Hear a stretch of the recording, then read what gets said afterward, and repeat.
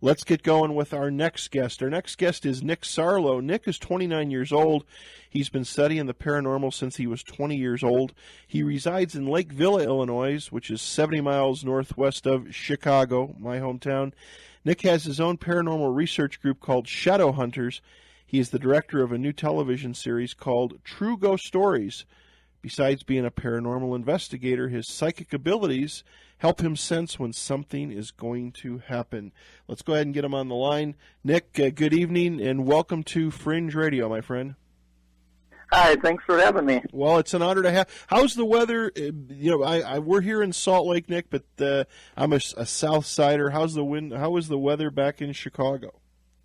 Well, yesterday it was really, really cold, and today it's spring weather. So, you know what they say about Illinois. That's right. You get all 4 seasons in one day. Exactly. I was watching something, and I've still got family that lives back there. I guess next week they're talking about heavy thunderstorms. It's like you guys just, between the cold and the snow and stuff, you guys just have not gotten a break. Right. I would rather have thunderstorms than snow, so that's a good thing. I agree. And you did get a new head coach for the Chicago Bears, so hopefully that will help a little bit too. Anyway, Nick, why don't you give us a little bit of a background on what you do? How did you get started into paranormal research? Well, I got started a long time ago when I was about, I would say, 14 years old. One of my really good friends had passed away, and before she had passed away, I didn't believe in ghosts or anything like that. I thought ghosts were fake, they weren't real. Until one July night, it was 95 degrees outside. I had my window open in my room, and all of a sudden, out of nowhere, it got about -10 in my room. It got really, really cold. Wow. And all of a sudden, all these thoughts of, like, the stuff we used to do, even her scent came in my room, and then all of a sudden, it's almost like I felt like a shoulder touch me, or her hand on my shoulder. Right. And then after that, as soon as it came in, it was gone. I was like, oh, something just happened there, and ever since then, I kind of wanted to find out what that was. So ever since, I was old enough to actually start a paranormal team, I started Shadow Hunters when I was 20, until now, and I'm still trying to find the truth of what that was on that day. So you think it was an old acquaintance that came to visit you? I think it was, because she had just recently passed in December, and when she had passed away, it was really, really hard for me because it was kind of my first, close death. I mean, I have had grandparents that have passed away, and, I felt really bad and stuff like that, but, I mean, this is somebody who I was, kind of really, really close to. Mm-hmm. So after she passed away, and then all of a sudden, memories started going randomly in my head, and I wasn't even thinking about her or anything, and just randomly they popped in my head, and then it's almost like her hand touched my shoulder, and then her scent came in my room, and then as soon as it came in, it only lasted about a minute, and then after that, it was gone. Wow. So now you started. So was that kind of your first paranormal experience, if you will? Yeah, that was my first one. Because, like I said before, I didn't believe in ghosts at all. Yeah. And people that I feel people that don't make probably the best researchers out there, because they set a very, I don't want to say skeptical, but they kind of they have that show me. It doesn't mean you have to be a skeptic, but you want to see some proof, and obviously that was proof enough for you. Oh yeah, kind of scared me a little bit too, but then at the same time I was almost comfortable with it too. And that's weird too, because I've heard that myself. I've experienced that myself. And, I think when you're younger, you're afraid of the unknown, but the more you get into it, and like to talk about your team and your work and the stuff that you're doing, but the more you get immersed into it, it's comforting to find it, and you're actually looking for it. Mm-hmm. Without a doubt. So now, what is your group in Illinois? What's the name of your team? Our group name is Shadow Hunters. Okay. We actually switched our name numerous times, but everybody likes Shadow Hunters, so we stuck with Shadow Hunters. Now, do you said in your bio, and that's how I kind of came across you, is you have a television series. You want to tell us about True Ghost Stories? Yeah, absolutely. What True Ghost Stories is, it's not like your other paranormal shows like Ghost Adventures, Ghost Hunters. It's nothing like that. What this is, it follows actual paranormal teams going around and investigating the paranormal. So whatever they get and whatever they see is what you're going to see. So pretty much nothing is scripted. It's all real, and it's all true evidence. Gotcha. So do you follow your team and many other teams in the local area or all over the country? It's actually it's going all over the country. We actually have a team in the United Kingdom. We have a team in Ireland, and we're actually trying to look for other teams from different states and different countries too. Gotcha. Now, is this something that's currently on the air, or is in pre-production, or where is it right at the moment? As of right now, it's in pre-production. Okay. We're trying to get everything set for it, but it will be hitting TV very soon. Is it going to be on one of the cable networks? Yes, it will be. I can't say yet, okay, but it will be. It will be on one of the cable networks. Understand? Definitely. No. I understand. Being in the media business, I understand that. But there you go. Well, the one thing that I of course I'm not. I'll have to be honest with you. I'm not. I think Ghost Hunters. I think was a good or Ghost Adventures as Zach Bagans' group. I think it was good because it got people interested in the whole subject of paranormal research, but some of it is so scripted.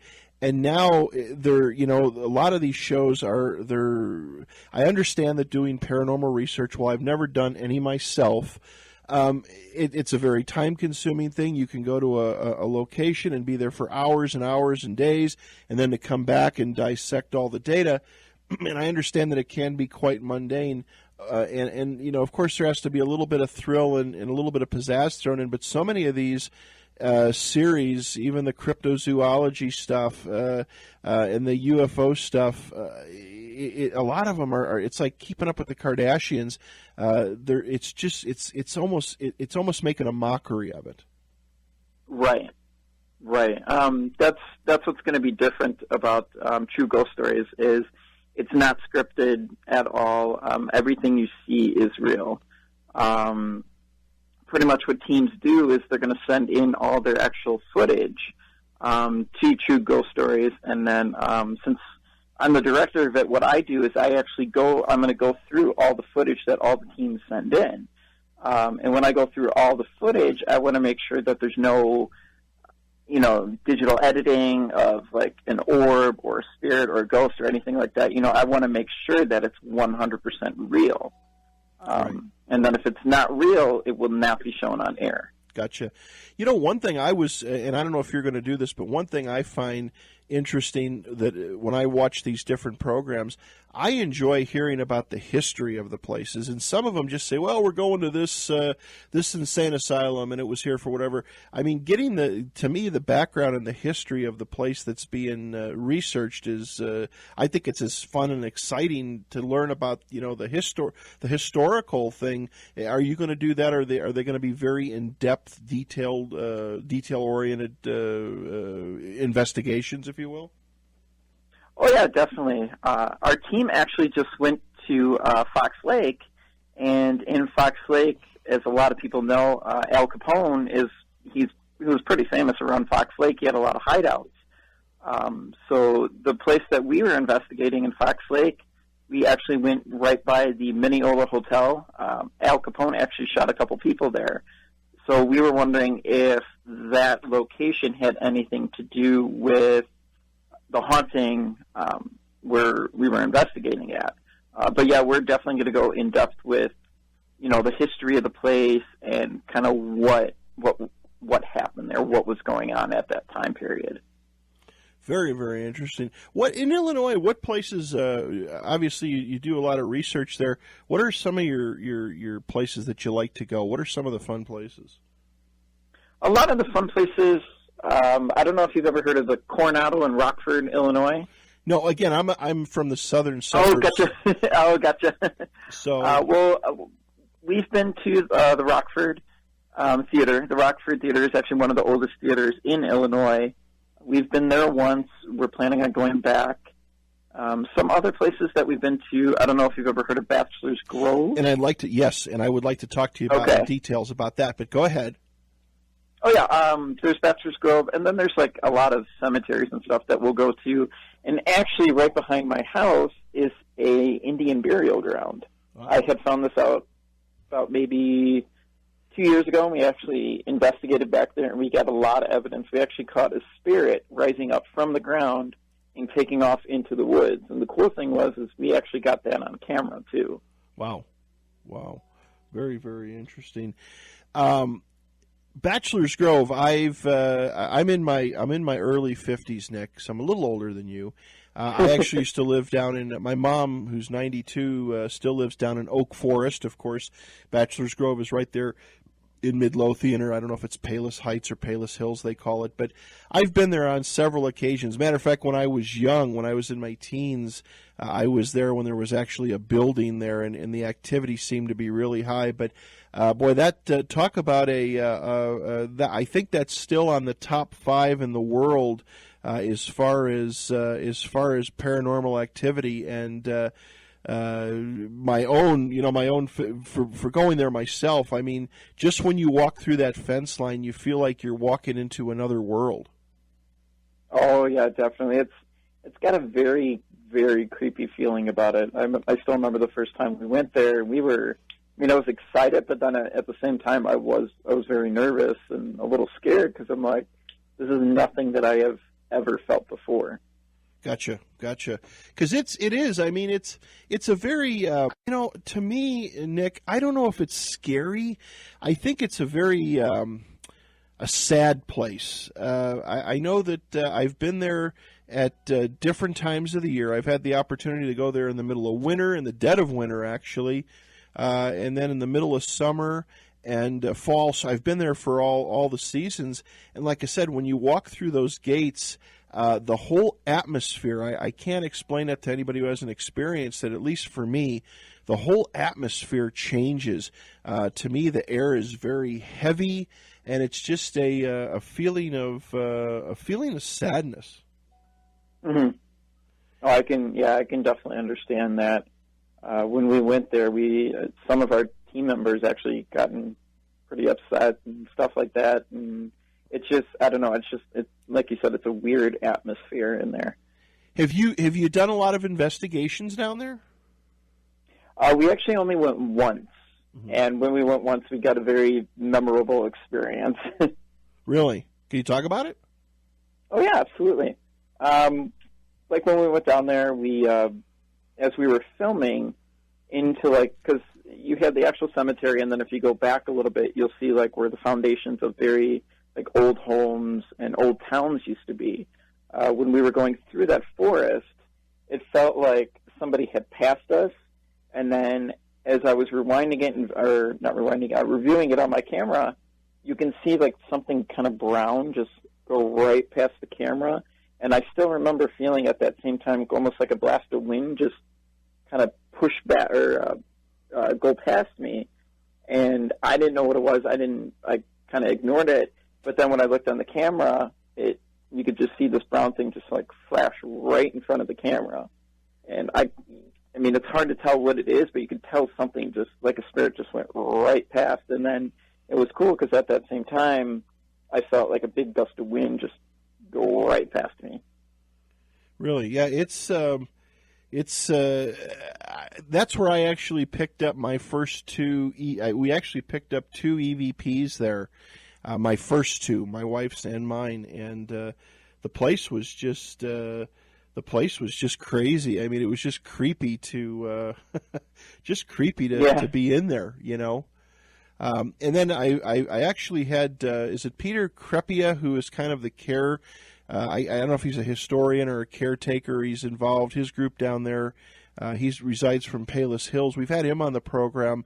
And, of course, I know there is a group that's trying to clean the place up because it's really sad to see that, I've been in there and I've actually seen, I didn't stick around. I left, but people doing satanic worship down there. I've seen people doing different things there, which is pretty sad. But people tend to want to smash the markers, and I've even heard from different resources that actually graves have been physically dug up and coffins opened.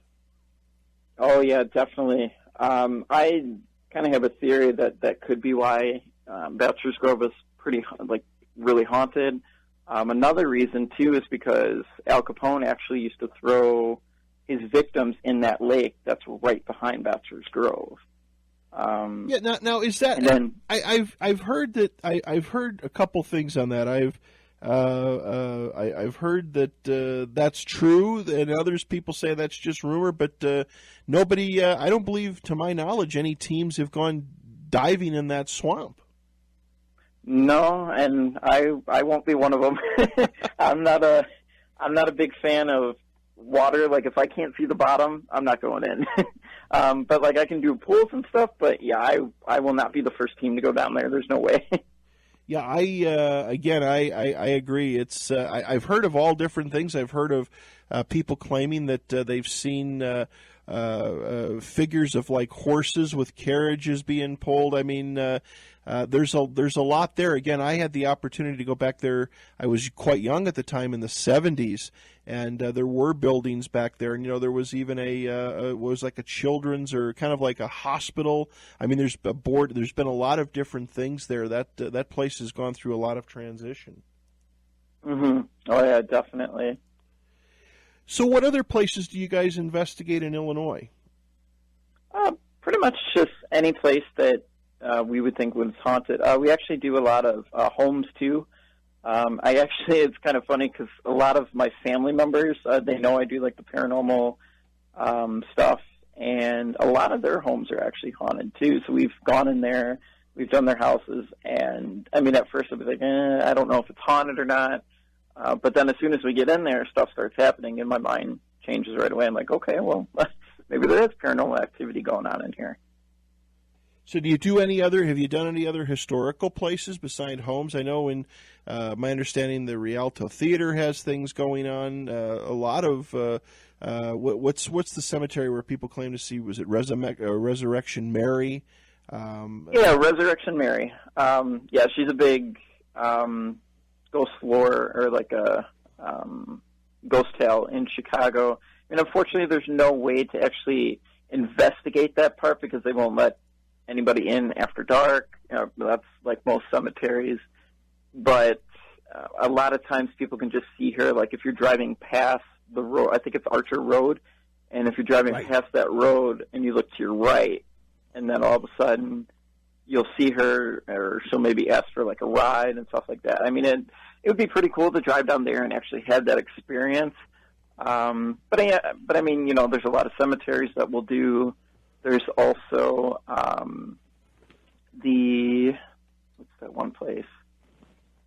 We actually have a state hospital down here that was abandoned, the Peoria State Hospital. We're actually looking to go into. We're going to look to see if we could do an investigation there. I know the Decatur Theater is haunted.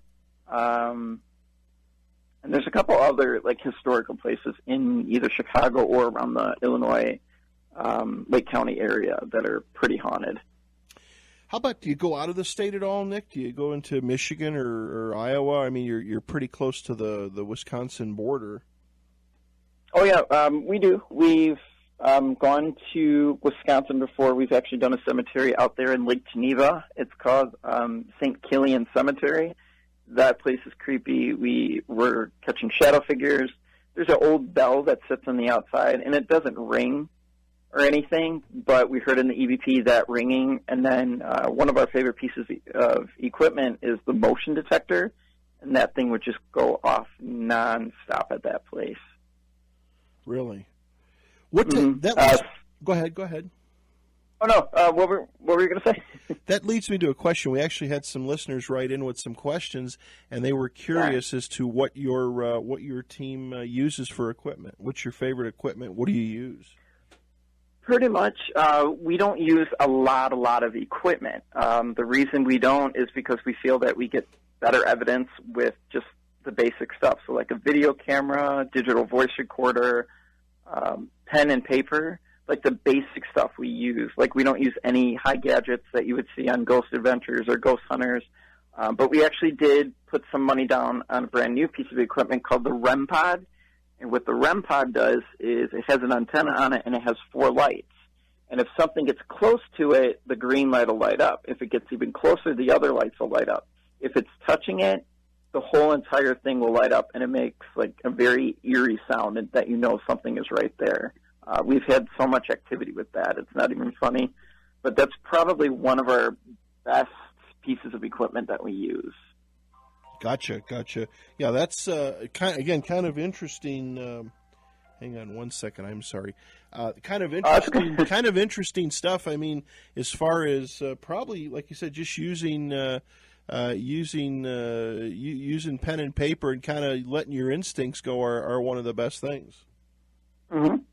Definitely. And then actually for going out of state, for the first time, me and my really good friend Pat, we've been friends since 5th grade. We're actually going to take a road trip to South Dakota. And we're going to see if there's anything kind of haunted on the way there. We're going to go visit Mount Rushmore, and then like what else is out there? We're going to go visit Mount Rushmore and see if that's haunted. And then like anything out there, we're going to look at. So like the Lewis and Clark Expedition Trail. I know that's another trail out there that I'm pretty sure is haunted. I'm pretty sure a lot of people died on there. But yeah, we're actually going to do a huge road trip and go out there. Gotcha. Do you do a lot of back to equipment wise? Do you do a lot of EVP, letting the letting the camera roll, or I should say the voice recorder roll, and then just getting back in and digging through the stuff? We do. Usually on our investigations, we have our one teammate, Alexi. She's our EVP analyst, so she goes through all the EVPs. She asks all the questions and everything. But we've gotten some pretty good EVPs. Our last EVP that was really good, it was a Class A. Now, EVPs they're in different classes. Class A means that you could like really hear it perfectly, like you and me are talking. Class B is kind of fuzzy, but you can still understand it. And then Class C is you can barely understand it, but you know something is there. Gotcha. We got a Class A that said one of our brand new investigators' name is Becca, and you can hear it clear as day as I'm talking to you. Interesting. Do you use any of the laser grids? A couple of the teams that have been in the studios here have used the laser equipment. Do you use any of that at all, Nick? We do. We do have the laser grid. Unfortunately, the battery use on it is very minimal. It only lasts for like 10 minutes, and then you got to replace the battery. But we have gotten good stuff with that. We've gotten a shadow figure with it before, but that's about it for the laser grid. But we do use it, though. Seems to be a pretty worthwhile tool, then. Mm-hmm. Another question one of our listeners wrote in for us is, Nick, have you ever had second thoughts about being involved with ghost hunting after a particular investigation which may have frightened you, or had something from an investigative environment enter your own residence? I guess, have you ever brought anything home with you? I have. I actually have in my house right now a little boy named Jimmy. This is when we went to the Coronado Theater in Rockford. I mean, it was kind of my fault because I really didn't protect myself well. We did a spirit box session. Now, what the spirit box does is it goes through radio frequencies super fast and tries to pick up any spirit communication. So I was just sitting there. It was by a piano, and I just asked, I said, is there anybody here? And all of a sudden we got a response that said, yes. And then I said, are you boy or girl? And it said, boy. And I said, well, what's your name? And all of a sudden you get something that said, Jimmy. And I said, well, Jimmy, how old are you? And it said, 13. So then after that, about maybe 2 years later, here in my house, I did a spirit box session. And it was the same thing. Who are you? Jimmy. How old are you? 13. So I'm pretty sure I brought Jimmy back home with me, but he doesn't seem to be like a harmful spirit or anything. I just think he almost kind of feels comfortable around me. Yeah, really. So does he? So no, nothing bad, nothing terrible, huh?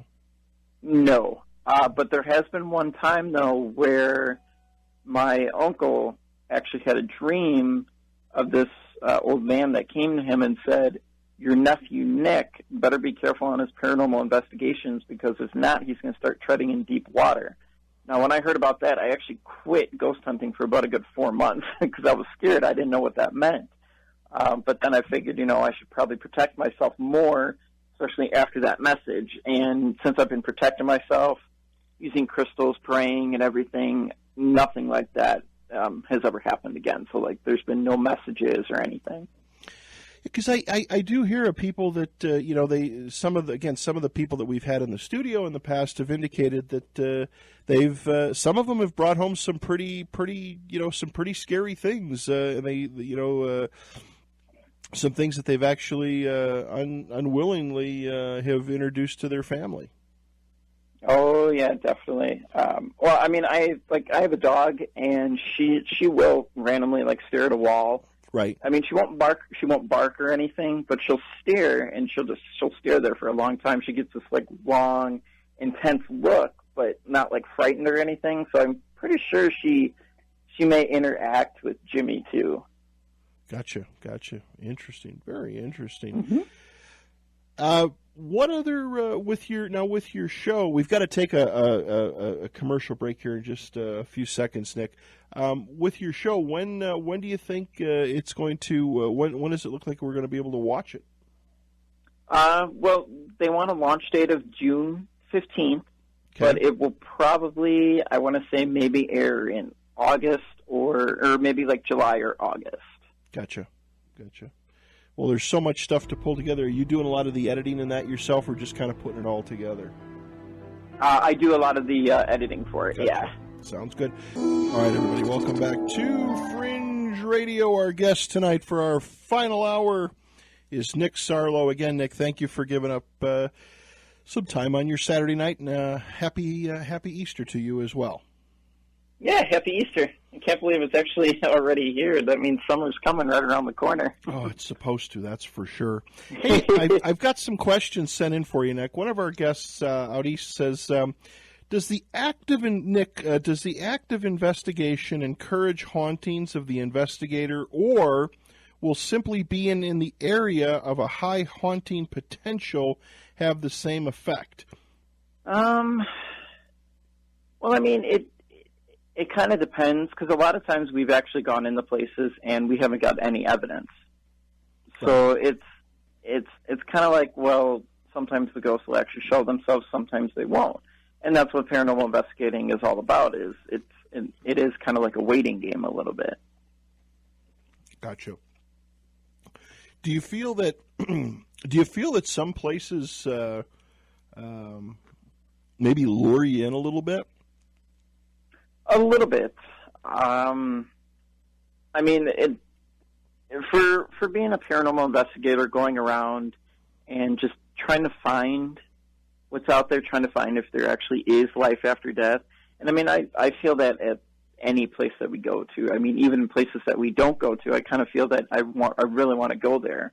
You ever have some places kind of call to you almost, if you will?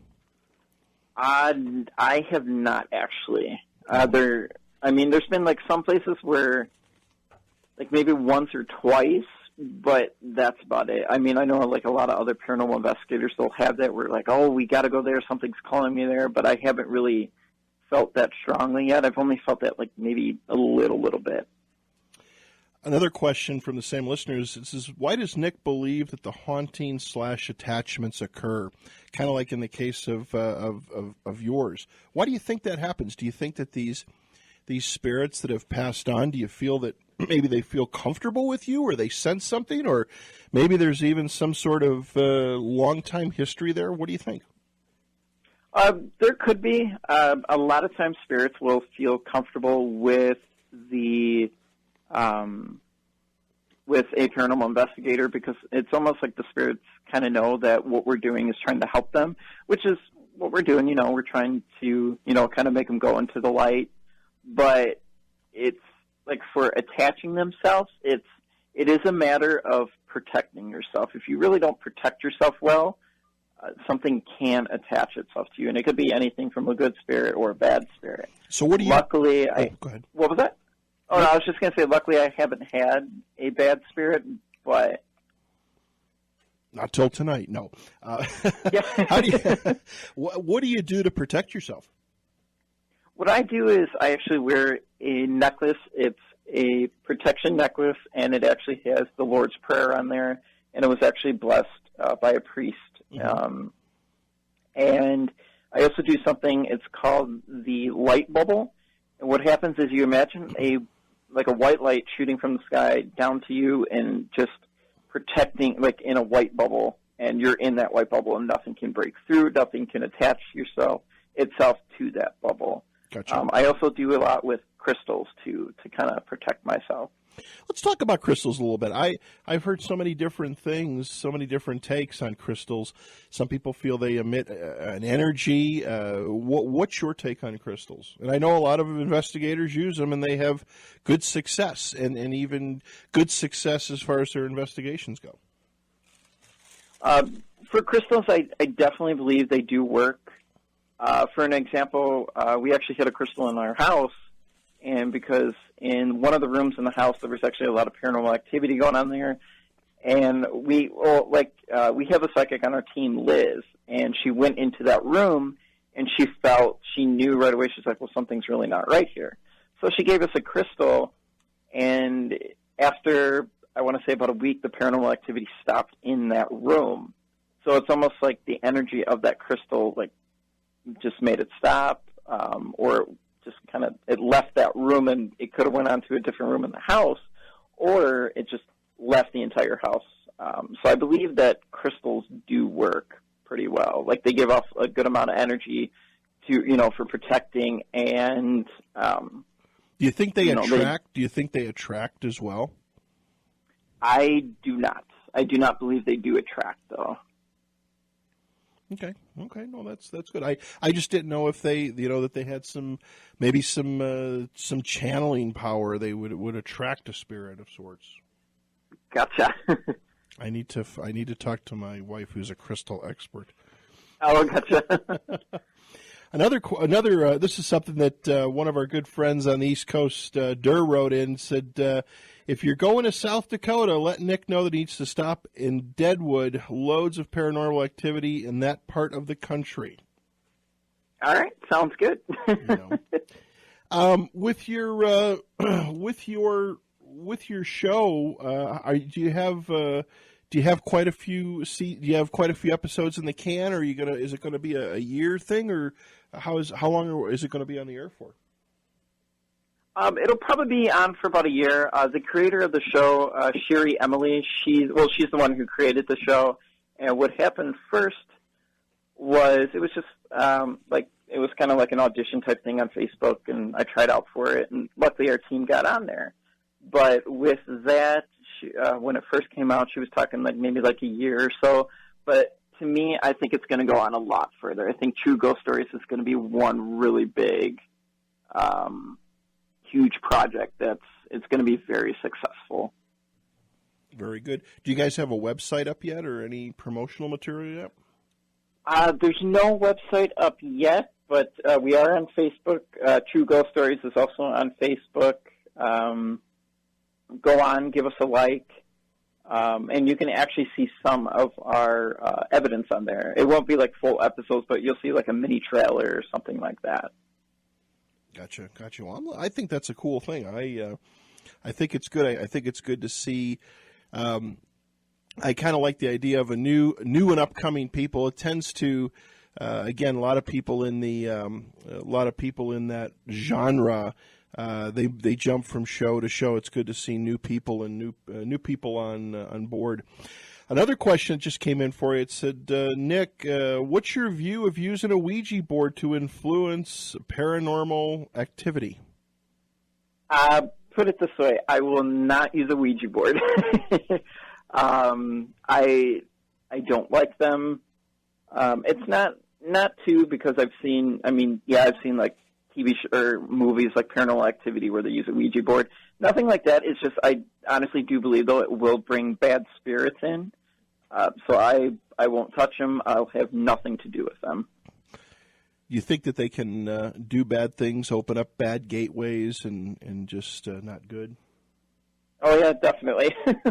I'll never forget the one time I did do a Ouija board when I was younger, and my uncle actually scared the crap out of us by doing it. One of us not wished, but we looked and we said, well, can you make some sort of paranormal activity happen? And all of a sudden, he reached his hand in and nobody saw it, and he had one of those dimming lights, and he dimmed the light, and I took off, and I ran out of that room because I didn't know what it was. I was kind of scared from that point. Yeah. But then I've actually done some research on it, and I won't touch a Ouija board ever again. So not a good thing. Although some people say it's just a tool. Right. And I mean that's perfectly fine. Everybody's entitled to their own opinion. But I don't know. Like with my opinion, I don't know. I really don't trust him. Yeah. Are there groups out there though that you work with, or other teams that you work with that do use them? That I know of, no. I only know a few groups out of Illinois, and I mean I've talked to them before, and I don't think they use a Ouija board, but I do know like some groups in different states will use a Ouija board. Ah, gotcha. Very good. Well, Nick, I want to thank you for being here tonight. Why don't you give our listeners again a little bit more info, just a little on your new program that's coming up? It's going to be called. It's going to be called True Ghost Stories, and what it is it follows real paranormal investigators on their paranormal journeys to find the truth of the paranormal. You can actually go to the TGS paranormal page, and it's facebook.com/TGS paranormal team. Okay. And then you can go to, if you want to go to Shadow Hunters, it's facebook.com/ShadowHuntersIL for Illinois. Okay. And I would assume that you're going to when you get ready for your launch, there'll be a full, wherever it's going to air, though, you're going to do a website and there'll be episodes and information. Oh yeah, definitely. Let me ask you this real quick. You're following a team of ghost hunters or paranormal researchers. What about people that send in? What about individuals that send in information with supporting evidence? Is that something that you'll consider taking a look at too? Oh yeah, definitely. Anytime somebody has some paranormal evidence that they would love to share, we always look it over. We like looking at that stuff and kind of helping people out. Because a lot of times, if you do go into a house and let's say it's cold out and they're hearing like creaking and stuff like that, well, we would debunk it to the cold and stuff like that. So, I mean, we will look at paranormal videos or we'll listen to EVPs to see if it is paranormal or not. Gotcha. Because I think there's a lot of, I know there's a lot of fascinating stories out there of things that happened to people in their homes and places of business and experiences. I mean, there's so much out there. Oh yeah, definitely. And people tend to come across things and have things happen. Nick, again, I want to thank you so much for being here. Again, Nick's new show will be airing this year. Nick Sarlo. It's an honor to have you here, Nick. Again, thank you, and happy Easter to you and your family, and appreciate you giving us time, and best of wishes to your group, and much success with this program. I'm looking forward to it. Well, thank you for having me on, and happy Easter to everybody, and to you too. Okay, Nick, take care. Good night. You too. Good Bye. night.